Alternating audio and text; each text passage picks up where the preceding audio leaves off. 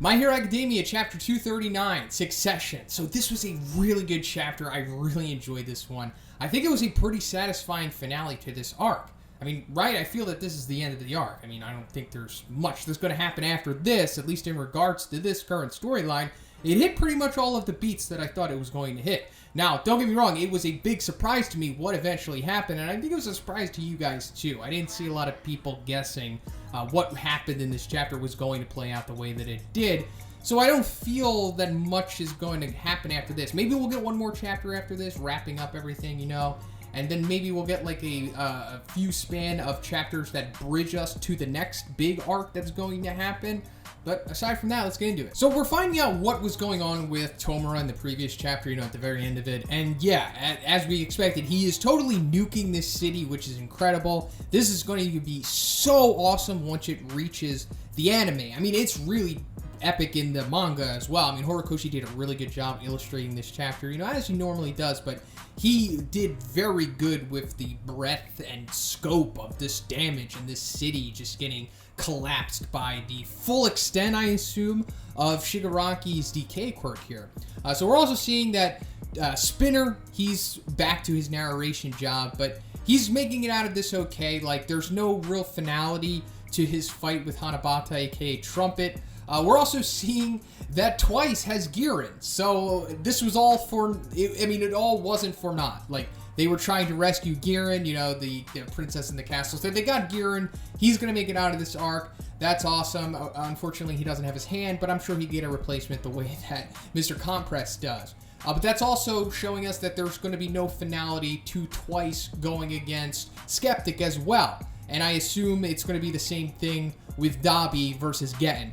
So it seems like it's not really going to have like spotlight on all of the villains, which I originally thought was going to happen. I thought everyone was going to get like their big win or just a big moment for them. And they all kind of had their moments, except for Dabi, of course, because he never really gets a big moment. I mean, he gets some little cool things here and there, but we ultimately know where Dabi's storyline is headed.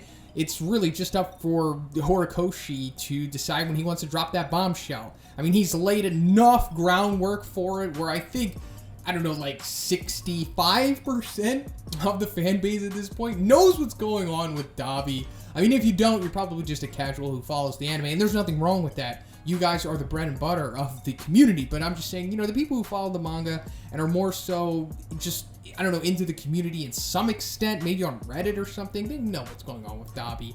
And it doesn't look like we're going to get that story reveal in this arc, which we initially thought, you know, considering what I was talking about with this is centric to the villains.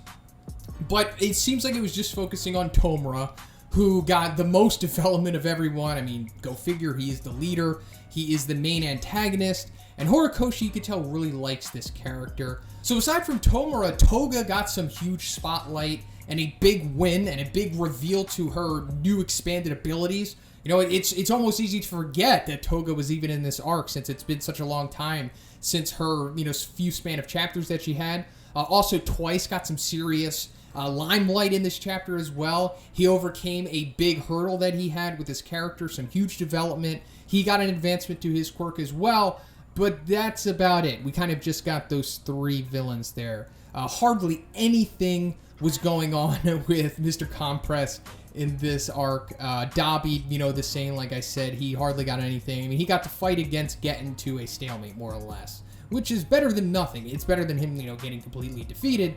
And then Spinner, we got more into his backstory. But aside from that, it's, I guess, Gigantomachia? You know, we got some more expansion on him. So before we get into the result of this final battle, I just want to touch on this quote that we're getting in that black panel, which I assume this is All For One talking to Tomura in like a flashback here, when he says, think about it this way, people's lives, hard work, and process are all in your hands. Will you grasp and destroy them, or simply toy with them as you please? The decision is yours. Once you've accumulated both hatred and joy, you will truly be free. And that's more or less the arc that Tomura has had in this arc itself. He has experienced both hatred and joy, and he has been released from the leash that he had, more or less. I don't know if the hand on the back of his head is gone. I'm going to have to double check on that.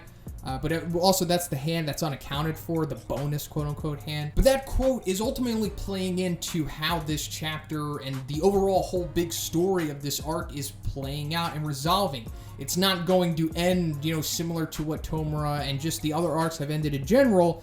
Instead of just, like he says, destroying everything, he's going to toy with them as he pleases, which is what he's doing, but we'll get into that. So the big city-busting decay blast that we see from Tomura, it seems to catch the big mech suit that Re-Destro has, and that just straight up destroys it. So that's out of the picture, so that we don't have to worry about that anymore.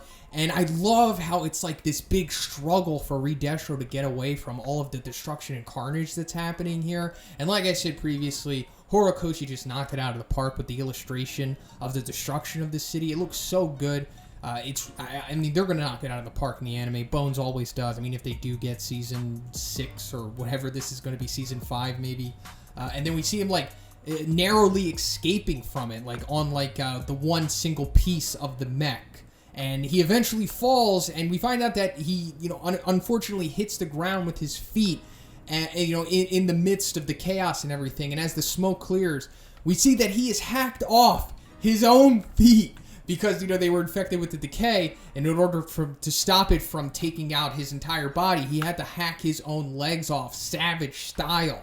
And this more or less is like Tomura seeing this, and he's like, okay, so this is pretty much over. Like, I've won. And to much surprise, Re-Destro just surrenders. Not only just surrenders the war, but he surrenders the Liberation Army, the command of it, to Tomura. Because he realizes that, like, hey, you know what? We're ultimately trying to go after the same thing. And that's what this whole thing kind of started with, this war. It was because the League of Villains was like the mascot for the cause that the Liberation Army had. And they wanted to be the mascots. They wanted to take or steal the thunder of Tomura and the League of Villains. But now he's just like, you know what? If I can't beat you, I might as well just join you.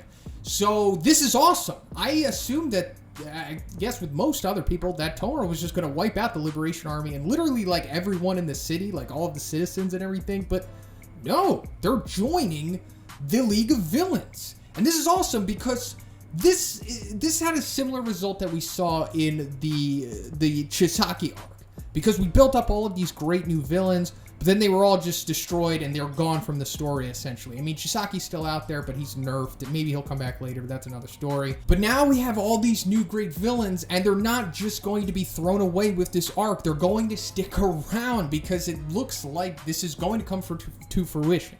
I don't think Tomura is just going to straight up kill them after this arc or anything. It seems like this is going to play out. And this is insane. This is really crazy because if this does play out the way that it seems, then the League of Villains, gaining the support of the Liberation Army, together with Yujiko, and I'm going to go over the roster and everything, they seem to be overpowered at this point in the story. Like, the heroes currently don't seem to be strong enough to take on what the League of Villains, in theory, is going to be after this. So let's go over the roster. So we've got just the League of Villains. Tomura, who has, at the peak of his power at this point, his reflexes, his skills are ascended, and his quirk is at an all-time high. Like, it's insane now. And then we've got, Twice, Toga, the rest of the League of Villains. Then we've got Yujiko. Him just by himself is a great asset. And then we can't forget about all of the high-end friggin' Nomus that he has. Just one of them was able to push the top two heroes, like, to high difficulty status. And so he has multiple of them. I forget the exact number, like 9 or 10 of them? Then we got friggin' Gigantomachia. Him alone is like an army by himself. He's insane. And then now we've got the Liberation Army. With them, all of the crazy assets and the supplementation, the gear, the hero support stuff that they have that they're going to give to the League, most likely. And also that plays into how Re-Destro is going to be a threat later on in the story, because yes, his legs are gone, but that doesn't really mean much in My Hero. Like, we see limbs get replaced all the time, like I was talking about earlier with Mr. Compress, and we know that the Detonarak company, which Re-Destro is the CEO of, he, specializes in the hero support, the tech stuff. So he's probably just going to get some artificial robot legs, for sure. So we've got all of this together. There's really nothing that the heroes currently have that can compete with this. Like, not the top 10 heroes, because more or less they're below Endeavor and Hawks, right? I mean, maybe they're close to them, but still, that's not enough. So there's going to be some serious grinding and leveling up to be had for the heroes. They're going to need to gain some support. Mirio's going to have to get his quirk back. A lot of stuff is going to need to happen for the heroes to have a chance against the League of Villains at this point. So what's going to happen after this? Well, it seems like they're going to get the financial aid that they were seeking, because we saw in the beginning of this arc, they were at their wits' end, they were completely broke. And it's the quote from Mr. Compress that triggers Tomura when he says, like, if only we had cooperated with the Hasaikai, Shisaki's, the 8 precepts of death, then we'd be gorging ourselves on sushi right now. So he's taking into account his team here. He's not thinking about only himself. So this is also showing that he has grown in more ways than one, which we knew was happening, but this is like solidifying it. So he's going to gain the financial support from the Detnerak company. So as for their formation, what I assume is going to be happening here is like the Straw Hat Grand Fleet type dynamic from One Piece. Like, I don't think the Liberation Army is always going to be rolling with the League of Villains. Now, maybe they might recruit one member or, something like that. Maybe they'll do like a trade. That seems unlikely, but it's possible.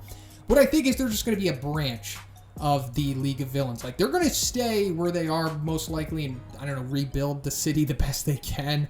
And then they're just going to be on standby, and they're just going to be ready to go on the order of Tomura. So let's finally get into the last beat, the last storyline getting cleared up here, and it is Gigantomachia acknowledging Tomura as the successor. This huge feat that Tomura displays at the end of this chapter is enough to move Gigantomachia to tears and to fully recognize him as the successor to One for All. So now they have the allegiance of Gigantomachia, and like I said, it's just overpowered at this point. It's too much. Like, Gigantomachia alone would have been too much, but just thinking about the Nomus and everything else, it's unfair, pretty much, against the heroes at this point. But let me know what you thought about this chapter. I could just keep going on and on. I just love this so much. So much fun. I can't wait to see where the story goes after this. If you liked the video, guys, please give it a like. I also have a Patreon. It gives you access to a weekly Q&A. And if you haven't already, please subscribe as well. Have a great day. I'll see you in the next one.